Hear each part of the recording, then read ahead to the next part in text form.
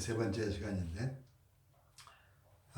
이 글은 베슬란 테러가 일어나서 일주기 행사 때 제가 참여하게 됐어요. 그래서 일주기 행사장에는 세계 각국에서 수백 명의 기자들이 왔었는데, 특히 유럽 쪽에서 많이 왔었어요. 텔레비전 카메라가 동원된 게 어떤 텔레비전 카메라 촬영하는 사람이 100명 이상은 됐어요. 그리고 작은 도시인데 사람들이 많이 모여서 교통체증이 일어날 염려를 할 정도로 많이 모였으니까. 근데 푸틴 대통령은 거기로 오지 못했어요. 어쨌든 그때 가기 전에 그냥 갈 수가 없어서 여기에서 기독공보와 어느 기독교 계통 신문에다가 글을 보냈어요. 거기에 이제 일주기 행사를 위한 그런 글을 써서 그걸 러시아어로 번역을 해서 가져가서 그들에게 전해준 적이 있습니다. 그래서 그 이야기를 지금 여기에다 담으려고 합니다. 보겠습니다. 베슬란 테러 일주기 행사를 위한 글. 지금으로부터 1년 전인 2004년 9월에 러시아 연방 보고제치아 공화국 베슬란에서 대규모 폭탄 테러가 일어났습니다. 베슬란 제1초등학교의 기념 행사 중에 테러가 일어나서 어린이 160여 명을 포함한 330여 명이 희생되어 전 세계를 경악케 한 바 있습니다. 그로 인하여 베슬란 제1초등학교는 문을 닫을 수밖에 없었습니다. 그로부터 1년이 지나서 이제 베슬란 제1초등학교가 다시 문을 열게 됩니다. 다가오는 9월 1일 베슬란 제1초등학교의 개학식은 그 학교만의 행사가 아니라 지속적인 테러 위협 속에 살아가야 하는 러시아는 물론 전 세계 모든 나라들의 개학식이 될 것입니다. 테러와 보복전쟁의 악순환으로 가지 않고 고통 중에 인내해온 그 민족을 생각할 때 온 세계의 많은 나라와 민족들은 그들을 위한 위로와 격려와 감사의 메시지를 보내야만 할 것입니다. 카프카즈 지역의 많은 민족들 중에서 특히 알라니아 민족 중에 기독교인들이 많다는 점에서도 한국교회 성도들의 격려의 메시지가 필요할 때라고 생각됩니다. 강희총 목사는 베슬란 시장 블라디미르 하도프의 초청으로 베슬란 제1초등학교 개학식에 참석하게 됩니다. 한국교회 목사의 한 사람으로서 에큐메니컬 관계를 추구하는 신학자의 한 사람으로서 한국교회 성도들을 대신하여 위로와 격려의 메시지를 전하려는 의도에서 이 글이 실린 기독공보를 읽어서 그들을 찾아가려고 합니다. 그러니까 지금 다음 내용은 그들의 기념의 차원에서 그들을 위해 쓴 것인데 이걸 그대로 번역해서 가게 됩니다. 그걸 읽어드리겠습니다. 지금으로부터 1년 전 그때를 기억합니다. 그때 베슬란 제1초등학교 운동장에서 수없이 많은 꽃들과 물병들과 희생된 어린이들의 사진으로 가득했습니다.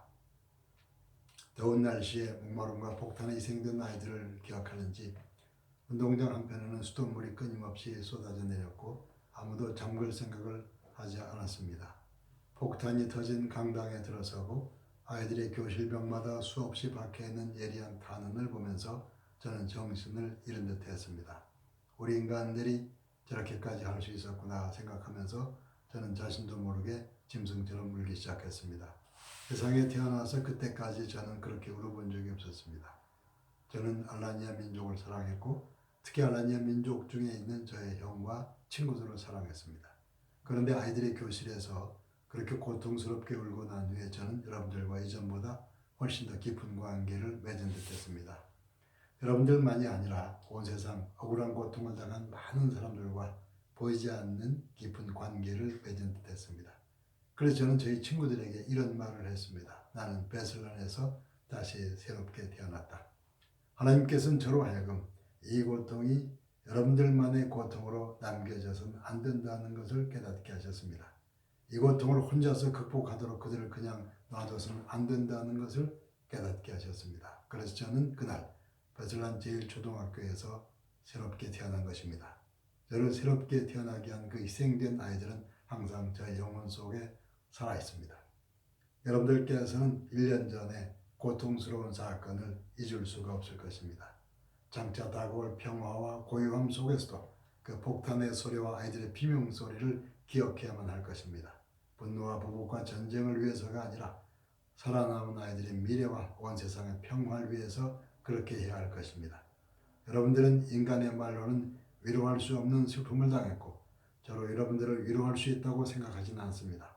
그러나 지구 반대편 한국 땅에도 여러분들의 슬픔을 기억하는 사람들이 있어서 그들 중에 누군가는 이렇게 여러분들을 찾아와서 함께 울다가 돌아갈 수는 있습니다. 그렇게 기억하고 찾아오고 함께 우는 동안에 인간이 만들어낸 게 아니라 하늘로부터 주어지는 위로와 평화가 여러분들 모두 위에 쏟아져 내리기를 기원합니다. 한국교회 성도들의 마음을 대신하여 고통과 슬픔을 훌륭하게 극복하고 인내한 오세치아 공화국에 있는 하나님의 백성들에게 위로와 격려의 메시지를 전하는 바입니다. 한국 서울의 서초교회 강희창 목사. 이까지가 제가 그들에게 번역해서 전한 내용이고, 그래서 제1주에 참여한 적이 있었습니다.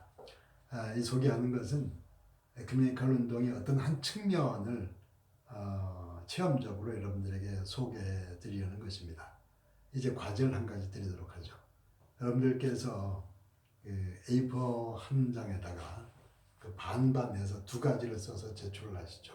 하나는 뭐냐면 이제까지 에큐메니컬 운동에 대해서 나는 어떻게 생각해 왔는지를 뭐 긍정이든 부정이든 상관이 없습니다. 그대로 담담하게 써주시고, 그 다음에 오늘 제가 이렇게 글을 읽어드렸는데 이런 걸 보면서 에큐메니컬에 대해서 혹시 새롭게 생각되는 게 있다면, 느껴진 게 있다면 그걸 반쯤 써주시고, 그래서 A4에다가 그 두 가지 항목해서 한 장에 반반씩 쓰셔서 그거를 과제물로 준비해 주시죠.